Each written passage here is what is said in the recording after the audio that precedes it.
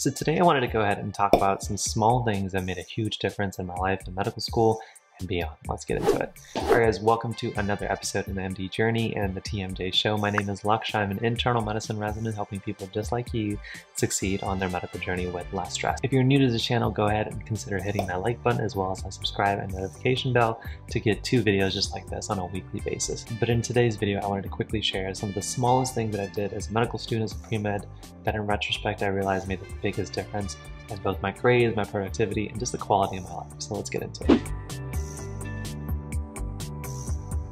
So number one for me is definitely having a side project and side priorities and hobbies outside of medicine.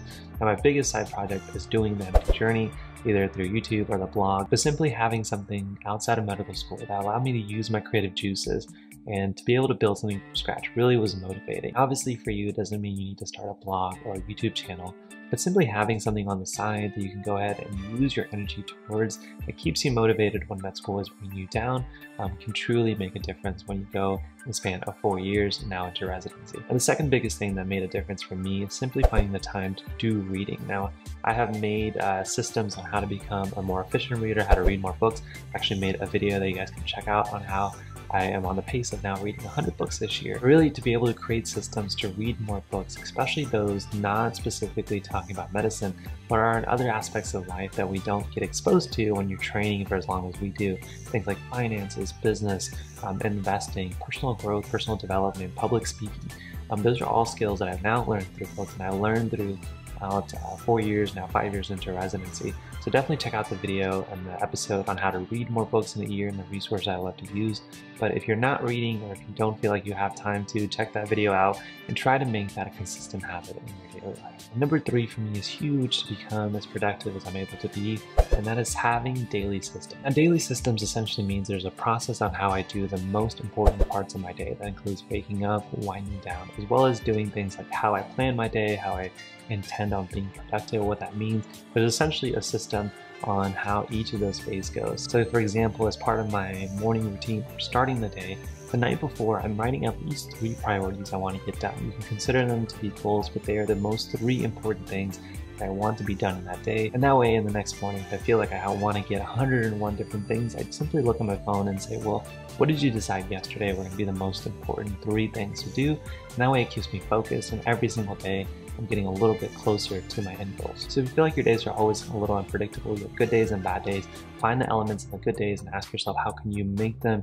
repetitive in your week, and then your months, and then obviously your years. And number 4 is a habit that I've had since my college days, and that's simply finding time to do some form of daily exercise. Now back in college and medical school, this is simply taking my mornings and going ahead and going to the gym or going to class or paying attention to lecture. But as a resident, you have to get a little bit more creative and flexible, so that may mean doing things like home workouts or working at the gym after work. And recently I made myself sign up for a marathon. That way, even during a busy residency schedule, I had to put certain training days into my schedule to make sure my fitness was already a part of it. Now number 5 is being around high performers. We've heard this concept about you are the average of the 5 people you surround yourself with.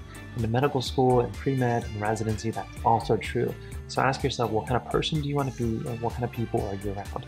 Are you generally at the top of efficiency, of productivity, of performance of your peer group? And if so, you may want to find more individuals that you are surrounding yourself with that will motivate you to become even better. If you're already in an environment where the people around you are high performers, they're studying really well for school, doing well in their classes, being productive and efficient, and also enjoying themselves outside of the classroom, then that means you likely are in the right peer group. But if that doesn't sound like you, then you may want to go ahead and start to surround yourself with these individuals over time.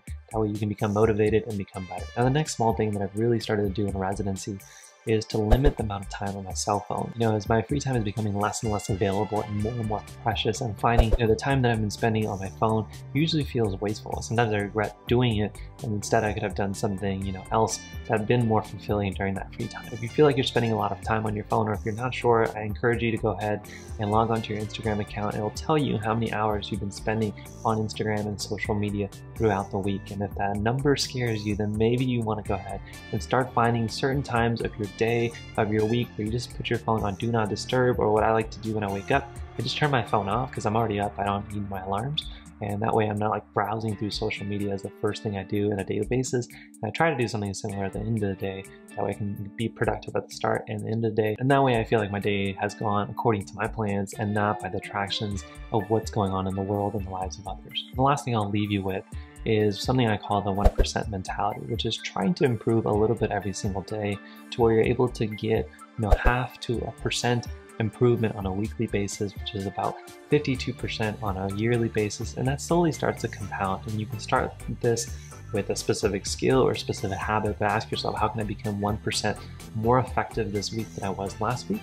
And make that a goal instead of trying to look at a New Year's resolution or ask yourself how you're going to do at the end of each semester. Make it a week by week, if not a day by day goal. And this 1% mentality will always force you to find your shortcomings. That way you can use that to identify any opportunities for improvement and always kind of move the needle forward. But those guys are the small things that I did, concepts and mentalities I like to keep that really have made a huge difference in my college life, my medical school life, and now as a resident. So hopefully you guys enjoy them. Let me know in the comment section which ones you enjoy the most or what kind of small things you think you do that really make a big difference in your life. And always, down below in the description, if you guys are interested in me making a video based off of your recommendation, there'll be a survey down below where you can just go ahead and type the topics that you want me to cover in future videos and future podcast episodes, and all of that will be down there for you. Before we wrap up, I want to mention that if you enjoyed the content of this video and the other videos on this YouTube channel, but you want more detailed breakdowns, more trainings, more tutorials, then go ahead and in the link down below, you can find the MedElite Academy, which is essentially what I consider to be the Netflix for med school. And there is video courses and trainings and worksheets for essentially different phases of your medical school journey, and it's constantly being updated. So you get access to all of that. Just check out the link down below in the description. Let me know if you guys have any questions. But as always, thank you guys so much for tuning into this episode. If you guys enjoy the content on YouTube, then go ahead and hit that like button and the subscribe button, as well as that notification bell, because we're putting out 2 videos like this on a weekly basis. If you're listening to this on a podcast, consider subscribing as well as dropping a review on iTunes. I extremely appreciate that. But thank you guys so much, as always, for tuning in. Hopefully I've been a little help to you on your journey. Thanks for being a part of mine. See you guys in the next one. Peace.